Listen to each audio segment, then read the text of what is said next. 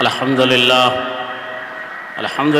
نحمده ونستعينه ونستغفره ونؤمن به ونتوكل عليه ونعوذ بالله من شرور أنفسنا ومن سيئات أعمالنا من يهده الله فلا مضل له ومن يضلل فلا هادي له ونشهد أن لا إله إلا الله وحده لا شريك له ونشهد أن سيدنا ومولانا محمدا عبده ورسوله صلى الله عليه وعلى آله وأصحابه وأزواجه وذرياته وبارك وسلم تسليما كثيرا كثيرا أما بعد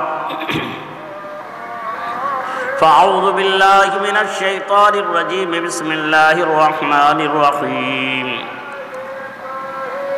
يا أيها الذين آمنوا اتقوا الله وكونوا مع الصادقين وقال تعالى وأما من خاف مقام ربه ونهى النفس عن الهوى فإن الجنة هي المأوى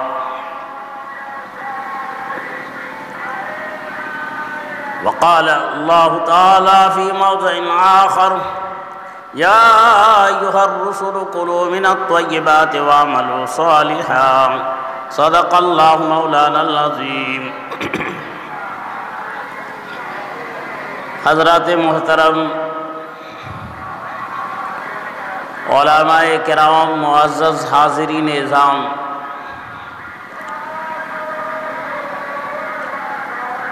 غالباً بہت ہی وقفے کے بعد آپ کے سامنے روبرو ہونے کا مجھے موقع ملا ہے، اور ظاہر ہے کہ آپ حضرات نے یہ پروگرام منعقد کیا ہے تو مقصد صرف اور صرف اصلاحی ہے کہ کچھ اللہ رسول کی باتیں آئیں اور ہم اس پر عمل کریں۔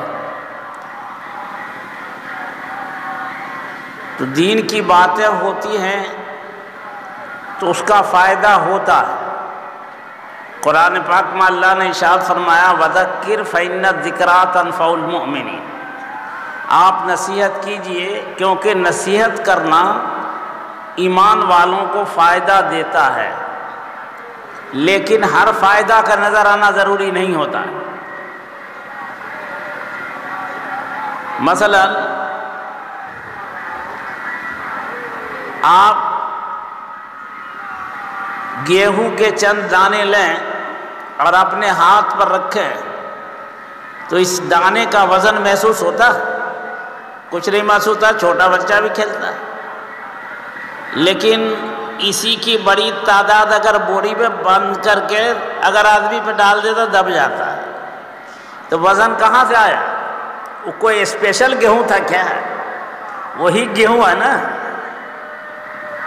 اس کا اثر جو ہے جب ہاتھ پر تھا تو نظر نہیں آیا، اور لیکن اس کی کثرت ہوئی تو اس میں وزن آ گیا۔ پانی کے قطرے سے سوراخ ہوتا ہے، لیکن ایک قطرہ اٹھا کر آپ دیکھیں گے تو کہیں پہ نظر آئے گا؟ نہیں نظر آئے گا۔ تسلسل کے ساتھ ہوگا تو فائدہ ہوگا۔ تو آپ محنت کر رہے ہیں، لوگوں کو بتا رہے ہیں، جماعتی بھائی بھی در پر گھر پر جا کر کے خوش آمد کرتے ہیں، جماعتوں کی دعوت دیتے ہیں، لیکن مسجد نہیں آیا تو سمجھتے فائدہ نہیں ہوا۔ ارے نہیں آیا، پہلے مسجد سے دور تھی نہیں تھا، اس سے وحشت ہوتی تھی، آپ کے کہنے سننے سے اب اس کی وحشت دور ہوئی۔ مسجد اگرچہ نہیں آیا لیکن ایک فائدہ یہ ہوا، اب اس کے دل میں وحشت ختم ہوئی، نماز سے مانوس ہوا، قریب ہوا، اب اتنا ہوا، پھر ایک وقت آئے گا کہ انشاءاللہ مسجد میں پہنچے گا۔ تو کہنے سننے سے فائدہ ہوتا ہے۔ تو دینی مجلس ہے، نسبت کا ایک اثر ہوتا ہے، نسبت کا ایک اثر ہوتا ہے اور بڑا کارگر ہوتا ہے۔ نہ جانے کتنی مجلسیں ہوتی ہیں، لوگ کہاں کہاں وقت لگاتا ہے، لیکن جو دین کے نسبت پر مجلسیں ہوتی ہیں اس کے اثرات ہوتے ہیں، اللہ نے اس میں اثر رکھا ہے، اور اتنا اثر رکھا نسبت کا کہ آپ دیکھیں کہ ایک کاغذ کا ٹکڑا ہے جس کو آدمی استعمال کر کے ناک بھی صاف کرتا ہے، پھینک دیتا ہے، لیکن ایک کاغذ کے ٹکڑے میں اگر لکھ دیا جائے بسم اللہ الرحمن الرحیم، قرآن کی آیت اگر لکھ دیا تو اب اس کی کتنی اہمیت ہو گئی۔ خبردار بغیر وضو کے چھو نہیں سکتے آپ، چھونا حرام ہو جائے، اس لیے تعویذ دیتے ہیں ہم لوگ، تو کہتے ہیں کہ بھائی دیکھو اس پر جو ہے کاغذ چڑھا دیتے ہیں، اور کہا کہ اگر اپنے سے بھرو گے تو ایک کاغذ کو ہٹا وضو کر کے بھرنا، بغیر وضو کے چھونا جائز نہیں، حرام ہے۔ یہ نسبت ہی کا اثر ہے۔ آپ اسے اندازہ لگائیں، ایک واقعہ میں آپ کے سامنے سنا رہا ہوں۔ آپ نے حضرت جنید بغدادی کا نام سنا ہوگا، یہ بہت بڑے پہلوان تھے، اور ایسا ویسا پہلوان نہیں، یہ شاہی پہلوان تھے، پہلوانی کی روٹی کھاتے تھے، پورے ملک میں بغداد میں ان کی توتی بولتی تھی کہ جنید پہلوان۔ لیکن جنید پہلوان سے جنید بغدادی رحمت اللہ علیہ کیسے بن گئے؟ نسبت ہی کا دخل ہے۔ کیا ہوا؟ چار دھام پورے ملک میں ان کی شہرت کا، بہادری کا، شجاعت کا ڈنکا بج رہا تھا۔ اسی اثنا میں ایک کمزور پہلوان آیا اور ملک میں یہ کہنا شروع کیا کہ میں بھی پہلوان ہوں، اگرچہ میں کمزور نظر آ رہا ہوں، کمزور دبلا پتلا ہوں، لیکن اسٹیل بڑی ہوں، جنید پہلوان کو ہرا دوں گا۔ لوگ بھی کہہ رہے کیا بات کر رہا ہے، جنید پہلوان شاہی پہلوان ہے، اور یہ پتلا دبلا آدمی کہتا میں جنید پہلوان کو ہرا دوں گا۔ جو سنے تعجب کرنے لگے، پھر کہا کہ بھائی دیکھو مقابلہ کرا کے تو دیکھے، رفتہ رفتہ یہ بات بادشاہ وقت تک پہنچ گیا کہ میرے شاہی پہلوان کو ایک معمولی قسم کا آدمی آ کر اور اس کو تال ٹھوک دیا۔ تال ٹھوکنے سے تاؤ آ جاتا ہے پہلوان کو۔ اس پر ایک واقعہ بتاتا ہوں، سنو، کام کا ہے، یہ جانے دو۔ شیطان جو ہے نا مختلف شکلوں میں آتا ہے، دیکھتے ہو کبھی فلاں کے بدن پر آ گیا تو فلاں کے بدن پر آ گیا، اور ٹھگ آدمی شیخ سدو والا جو ہے اس کو بیٹھکا دیتا ہے، آپ کے ایمان کا لٹیرا ہے وہ۔ شیطان مختلف شکلوں میں آتا ہے، یہ بھی یاد رکھیے کہ جس شکل میں شیطان آئے گا اس کو اتنا ہی پاور ہوگا۔ اگر مکھی بن کر کے آئے گا تو شیر کے جیسی طاقت نہیں ہو، مکھی ہی کے برابر طاقت ہے، اگر بچہ بھی چاہے تو مسل دے گا، مر جائے گا۔ ایک دوسری بات یہ کہ شیطانی اثر ہوتا ہے انسان کے دل کی کمزوری سے، جتنا ڈرپوک انسان ہوگا، دل کا مضبوط نہیں ہوگا، اس پر شیطان کا اثر بیشی ہوگا، یاد رکھیے گا۔ اور جتنا مضبوط ہو، چاہے کوئی دھرم سے تعلق رکھنا، دل کا مضبوط ہے، پاور ہے، تو جادو بھی اثر نہیں کرے گا اور شیطانی اثر بھی نہیں ہوگا۔ دیکھو فرعون جو جادوگر کو لایا تھا موسیٰ علیہ السلام کے مقابلے میں، تو جادوگر جب ایمان لے آیا تو فرعون نے کیا کہا؟ سولی پہ چڑھا دوں گا، ہاتھ کاٹوں گا، پیر کاٹ دوں گا۔ تو وہاں پر جادوگر کا کوئی اثر اس پر ہوا؟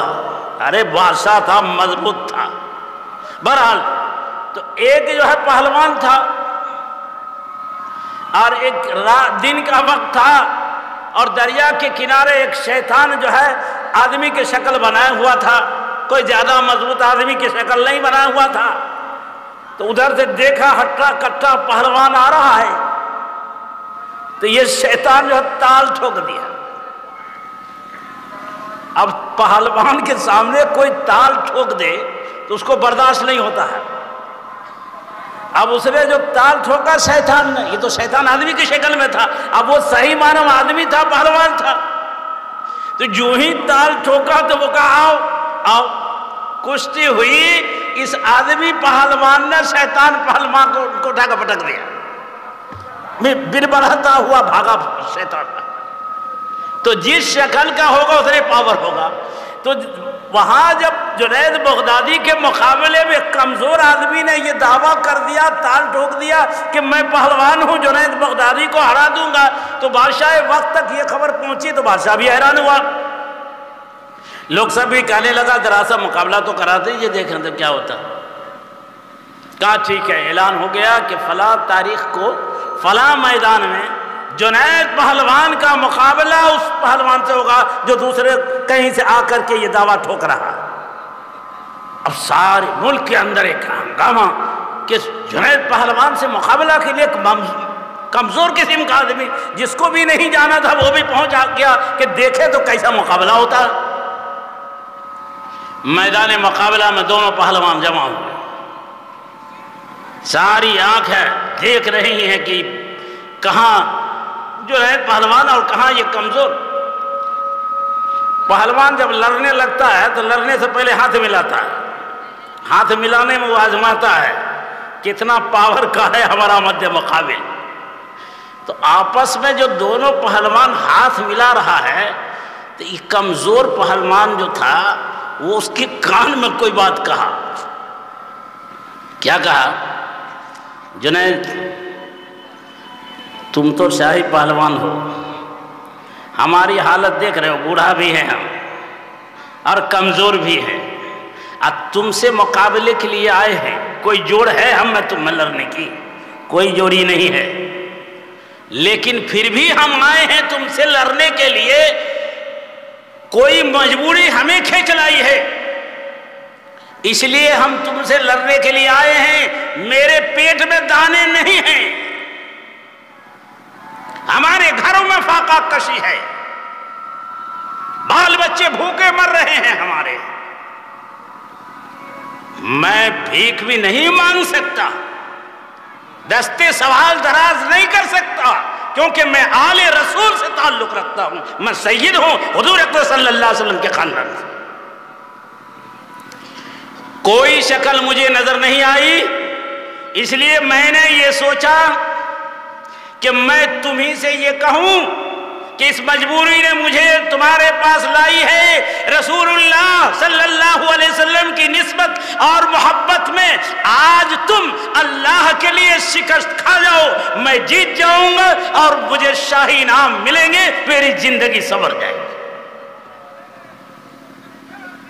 یہ بات بیٹھ گئی جنید کے دل دماغ میں، آپ صلی اللہ علیہ وسلم کی نسبت سامنے آ گئی۔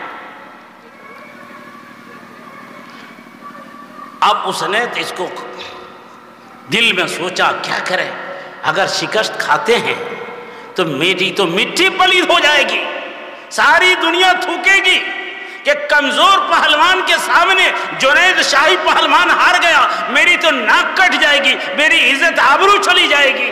سوچتے سوچتے کہا کہ آخر بات یہ ہے کہ اس نے رسول اللہ صلی اللہ علیہ وسلم کا واسطہ دے دیا، اس لیے چاہے جو بے عزتی ہو جائے ہمارے، لیکن ہم ساری بے عزتی کو برداشت کریں گے، لیکن رسول اللہ صلی اللہ علیہ وسلم کے اس نسبت کا پاس و خیال ضرور رکھیں گے۔ کشتی شروع ہو گئی۔ یہ تو چپکے بات ہوئی نا پہلوان سے۔